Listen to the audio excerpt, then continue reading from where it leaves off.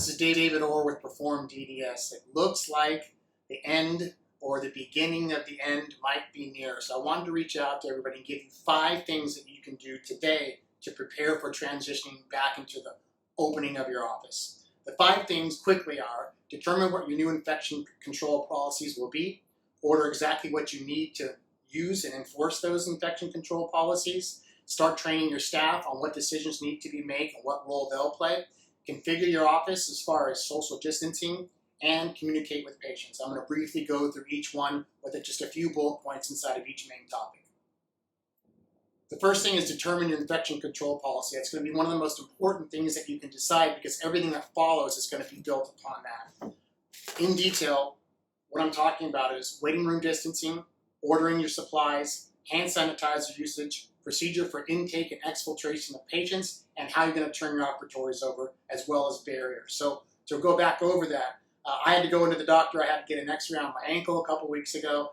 They had very strict protocols in place once I got into the waiting room, which was seats were blocked off with either yellow tape or a sign that says "Do not sit here." That was to enforce social distancing. So maybe a third of your waiting room or lobby would only be available to be sat in. You can think about how many feet you would need between seats.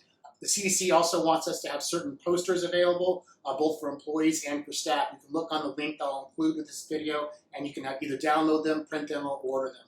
Hand sanitizer usage is going to be very important, both in the back office and the front office. Figure out where it needs to be staged, how you're going to ask patients to use it, as well as using it yourself and your staff.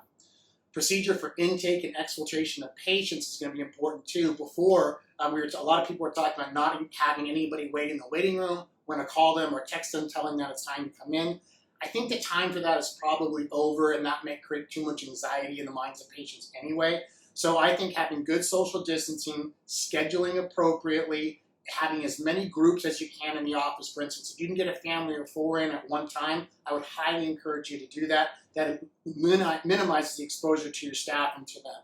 Also, what are we going to need for operatory turnover? That's going to be something that you need to determine as a staff, depending on the layout of your operatories, how large of a practice you are, whether you're going to do more barriers, are you going to clean off all the surfaces in the operatory so they can be easily sterilized and cleaned in between patients. There's a lot of nuance in there, and I'll be getting into that in a further video. And the last thing is, are you going to have any air filtration, additional air filtration in the office, be it an air purifier or some sort of external vacuum?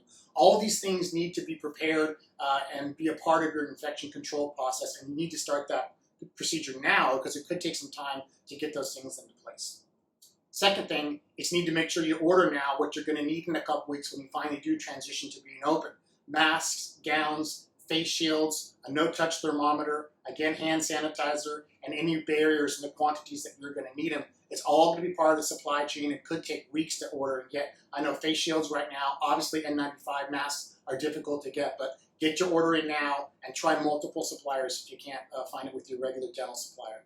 Staff training. So all these items that I've already discussed need to be discussed with your staff. They're going to have suggestions and great input, but also the most important thing is, what is their desire to return to work? What is their ability to return to work? Some of them have childcare now because the kids aren't in school, and that may make it more difficult for them to get back to work. Also, the economics of it are very complicated. I'm going to go into this in a different video, but with the federal supplemental to the unemployment, it's also increased their amount of take-home while they're on unemployment. And that, combined with the additional costs of childcare, may prove impossible for them to return right now. They're making more money than they otherwise would if they came back to work. So that's something that's going to be worked out on a case-by-case basis. But if you as the employer just have an expectation that as soon as you flip the switch, all your employees are going to flood back into work, you may be mistaken. I'm also going to cover this in a further video when we talk about staffing and getting people back to work. Fourth item is configure the office. Air purifiers, extra oral suction, stock up the operatories with enough supplies, as well as eliminating any unnecessary items that might impede breaking down and turning over the operatory. So where are those things going to go? How are they going to work into your workflow? Who's going to do them? How often are we going to do them? All these kind of things need to be worked out ahead of time, and you can start doing that now. Finally, and most importantly, maybe communicate with your patients. We need to be starting now making phone calls based on an anticipated date that you might have. If you need to move that further in the future, at least you've got a set schedule to do that. When will we be resuming? Why is it safe to come in? I think a dental office is probably going to end up being one of the safest places they could be. We are very, very skilled at infection control. We don't really have to add that many new protocols to what we do because we're already so good at it. And I would communicate to your staff and to your patients, rather, that we're anticipating a full schedule. Get on our calendar now because it's going to be rammed, and we want to make sure we can get you in when we eventually do start. So there's 5 things that you can start to do now. In subsequent videos in the next couple of weeks, I'm going to be going over each one of those topics in a greater detail. But now I think that's something to give you food for thought and at least start to kick in and take some action now to help you maybe mentally, spiritually, and certainly practically when we do open, you'll be more prepared. Again, this is Perform DDS. Thank you so much for spending a few minutes with me.